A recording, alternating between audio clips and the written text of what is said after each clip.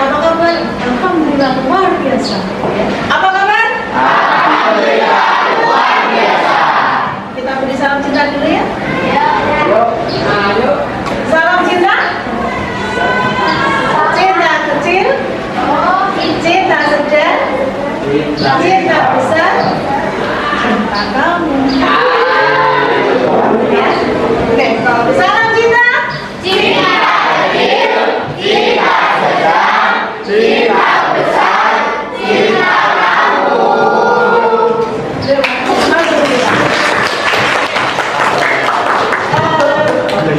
Hari ini Weni hadir di hadapan kalian ingin membahas tentang gaya belajar. Ya, tujuannya untuk apa? Kenapa kita harus tahu tentang gaya belajar? Gaya belajar adalah salah satu potensi yang dimiliki oleh seseorang, oleh individu, terutama oleh kalian para siswa. Ya. Dan pentingnya apa? Kenapa kita harus mengetahui dari gaya belajar dari diri kita sendiri supaya cara kita belajar itu lebih efektif. Karena saya yakin kalau misalkan diajar guru ini, gurunya hanya menerangkan saja, ada yang bosan? Ada. Ada yang susah untuk mengingat-ingat? Ada. Itu mungkin nanti berkaitan dengan gaya belajar. Oke, sekarang silakan buka HP kalian masing-masing. Ya, sudah saya kirim link di grup kelas. Silakan kalian masuk, kemudian pilih yang tes untuk gaya belajar. Sudah bisa masuk? Kalau sudah bisa masuk, silakan dikerjakan sekarang.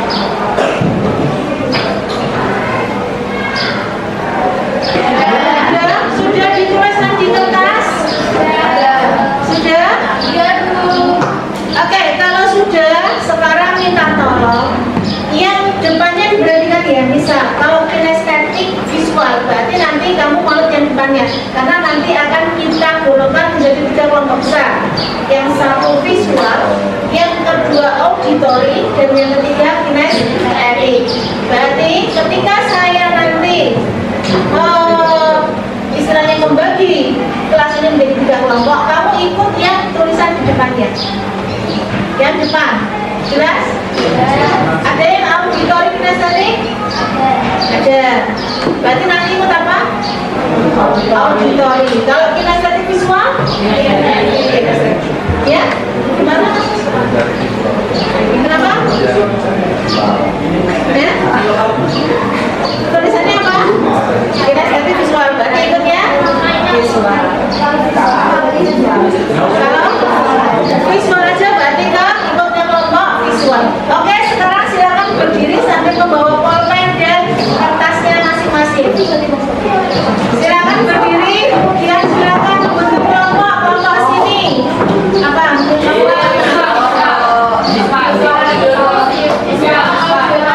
Oke, visual, auditory, kinestetik.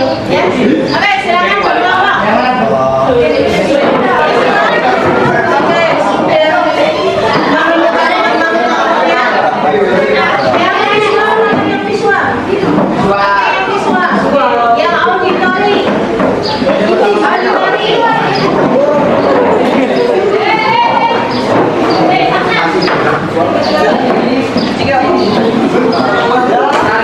Yang auditori, yang depannya auditori.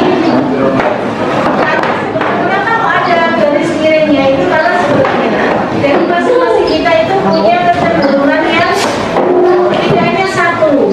Ya, contoh saya misalkan, saya termasuk yang visual, tapi juga kinestetik.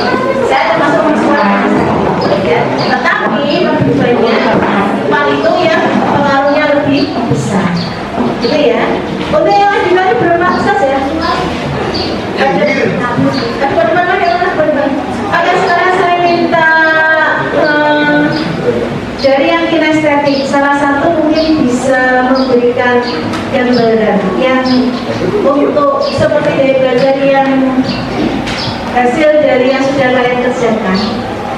Itu kalau menurut kalian yang paling dipahami itu yang bagaimana ketika belajar? Salah satu.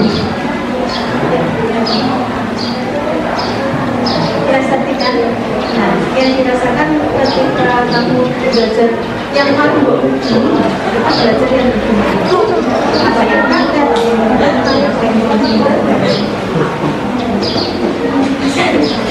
Perkenalkan, nama saya Subrata.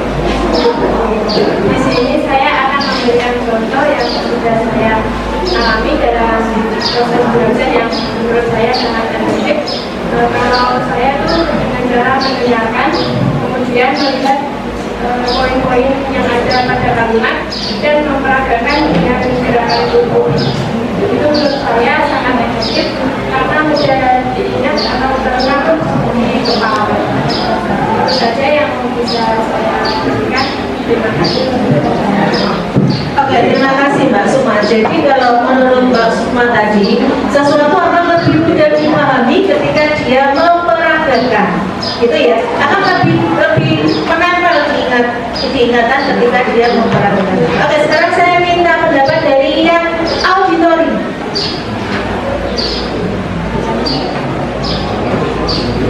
Perkenalkan, nama saya Niswa Tuliya. Saya akan menjelaskan tentang yang sudah saya alami saat waktu belajar. Saya lebih cenderung bisa memahami pelajaran saat mendengarkan ataupun mempraktekkan suatu hal. Itu saya lebih cenderung bisa mengingatnya.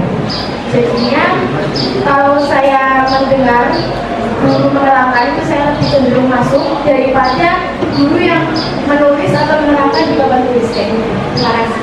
Oke, terima kasih Mbak Nisma. Kalau menurut dari pendapat yang auditori, mereka akan lebih mudah mengingat ketika yang berperan penting adalah indera pendengaran. Jadi guru kalau menerangkan dengan suaranya itu lebih mudah diingat daripada ketika guru menulis di papan tulis. Oke, sekarang yang visual, kita tahu salah satu. Perkenalkan, nama saya Aulia Arna. Jadi dari visual ini itu harus diperlihatkan bukti-buktinya terlebih dahulu, baru bisa dipahami dan dipercaya. Buktinya itu seperti kayak kita ini melihat seperti membaca terus itu juga dicantum ini kayak gini, buktinya seperti ini, baru kita itu bisa paham. Jadi intinya harus melihat dengan mata kepala sendiri, gitu. Harus dengan melihat mata kepala sendiri baru bisa paham daripada hanya sekedar mendapat omongan. Itu yang dari versinya visual. Oke. Nah, memang untuk gaya belajar garis besarnya itu ada 3 ya, yaitu kinestetik, auditori, dan visual. Dari yang dibahas tadi, kira-kira sudah mendapat gambaran? Kinestetik yang bagaimana? Auditori yang bagaimana? Dan yang visual yang bagaimana? Sudah dapat gambaran? Yang dijelaskan oleh teman-teman kalian tadi sudah menjelaskan.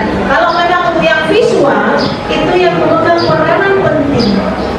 Jadi kalau di situ tulisan hasil dari asesmen yang sudah kalian kerjakan tertulis visual, berarti cara belajar yang paling efektif adalah memaksimalkan mata.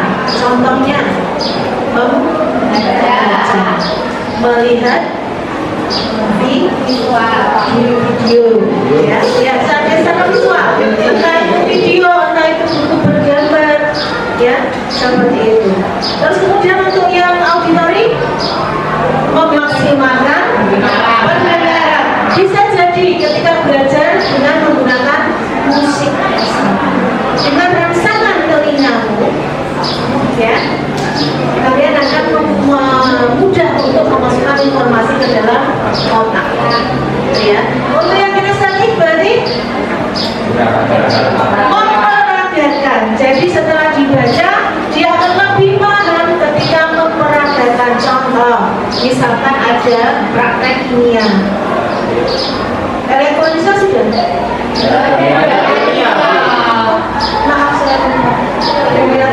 Yang biologi ya biologi. Sudah praktek apa biologi? Masih dan diskusi. Berarti yang kedua. Ya.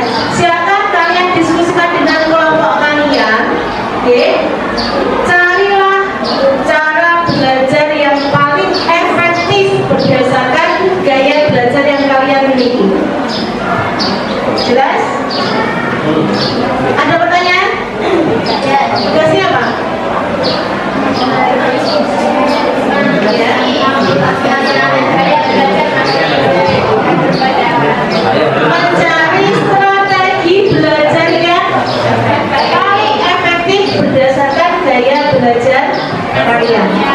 Jelas? Oke, silakan sekarang dikerjakan.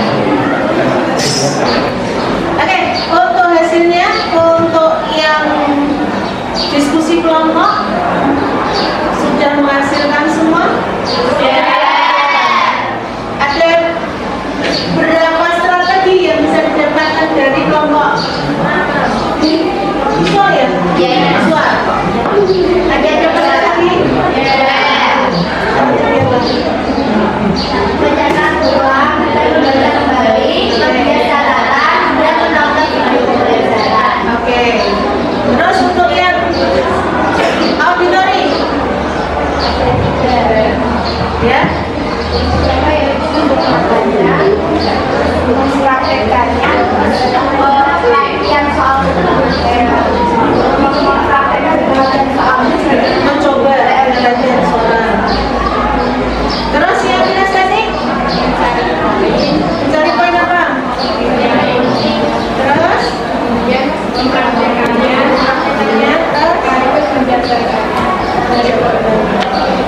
ya, dari apa yang sudah didiskusikan, hal penting harus kita ketahui bersama adalah kita harus mengenali potensi diri kita lebih dalam. Karena apa? Dengan kita mengetahui potensi yang dimiliki, contohnya dalam hal ini adalah gaya belajar, kalian akan bisa mendapatkan hasil yang efektif dengan menggunakan strategi yang efektif. Kan gitu ya, hasilnya akan lebih baik dengan menggunakan strategi yang efektif. Ada yang bertanya? Silakan, ada yang mau memberikan tanggapan? Kalau ada? Ya. Tidak ada? Oke. Bisa digunakan strateginya mulai dari hari ini. Kita satu kelompok psikologi ya, itu membagi kecerdasan manusia itu menjadi 8. Ada kecerdasan visual spasial. Oke. Nah, ini berkaitan dengan apa nantinya ketika kita memahami kemampuan kita berkaitan dengan karir ke depan. Saya akan lebih cocok kalau saya bekerja di bidang ini karena sesuai dengan kemampuan saya. Ya, itu ya. Nah, contohnya tadi kecerdasan manusia itu ada 8. Yang pertama adalah kecerdasan visual spasial.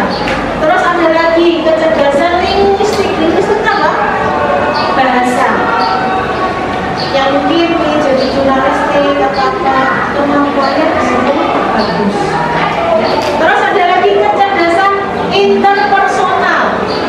Kecerdasan interpersonal itu apa? Berarti dia bisa mengetahui tentang dirinya sendiri.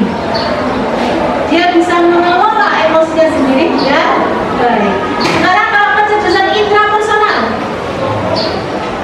bisa memahami orang lain. Contoh kalau seperti saya Dika, saya diwajibkan punya kemampuan tentang itu. Ya. Ada lagi kecerdasan kinestetik. Ada yang punya Wisnu kan Wisnu. Nah, Wisnu kan silatnya pintar. Nanti dipaskan, ya. Hasil kemampuannya apa sesuai enggak? Ternyata oh iya ternyata benar. Kinestetik saya bagus, ya. Ya. Jadi nanti dilihat lagi hasil dari tes kemampuan yang sudah dikerjakan, ya. Terus ada lagi kecerdasan naturalis. Naturalis itu apa? Naturalis itu apa? Berkaitan dengan alam. Contoh seperti yang suka pertanian. Ada yang di sini ikut sektor berwarna? Ya. Nanti dia suka dengan alam. Nah, nanti bisa jadi peneliti, bisa jadi nanti yang di perkebunan, kehutanan, itu akan hasilnya lebih optimal. Terus ada lagi yaitu kemampuan logis matematis. Harusnya yang kelas ini harusnya ya yang berkaitan dengan hitung. Terus yang terakhir yaitu kecerdasan musikal. Kecerdasan berkaitan dengan musik dan seni. Gitu ya? Kenapa? Nyanyi. Berarti maksudnya kecerdasan. Nah, masing-masing dari kita nanti saya hasilnya akan berbeda-beda. Itu nanti akan ada poin-poinnya, ya.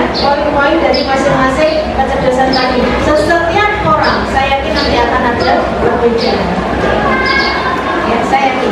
Silakan nanti jadi adalah tugasnya. Ya, itu ya. Jadi intinya, kenapa kok kita harus mengenali potensi yang kita miliki, baik yang kita bahas hari ini tentang gaya belajar dan juga kecerdasan. Tujuannya untuk apa, nak? Tujuannya untuk apa? Kenapa kita harus mengenali potensi kita? Iya, tujuannya untuk apa? Supaya apa? Biar nanti cara belajar terus yang belum kecerdasan lebih tepat dalam pilihan karir. Walaupun memungkinkan tidak nilai yang tertinggi yang kita pilih karena ada masukan dari orang tua, ada mungkin dengan kebutuhan yang lain. Ya mungkin contoh saja dari contoh saya, musikalnya tinggi, tetapi ternyata mungkin orang tua tidak mendukung. Ada dari 8 tadi yang mungkin saya juga bagus, akhirnya saya pilihnya baik. Tetapi syaratnya apa? Gimana pun kita memilih, kita harus benar-benar optimal dalam berkomunikasi. Gitu ya. Oke, setelah mengetahui potensi kalian, silakan nanti bisa dijadikan sebagai salah satu masukan dalam berkarir di masa depan. Dan jangan lupa yang namanya keberhasilan tidak mempelajari yang namanya usaha. Gitu ya. Selamat berproses, selamat berjuang, selamat berusaha dan semoga hasilnya menjadi orang yang sukses. Amin. Terima kasih untuk waktunya. Sampai di sini dulu. Wassalamualaikum warahmatullahi wabarakatuh.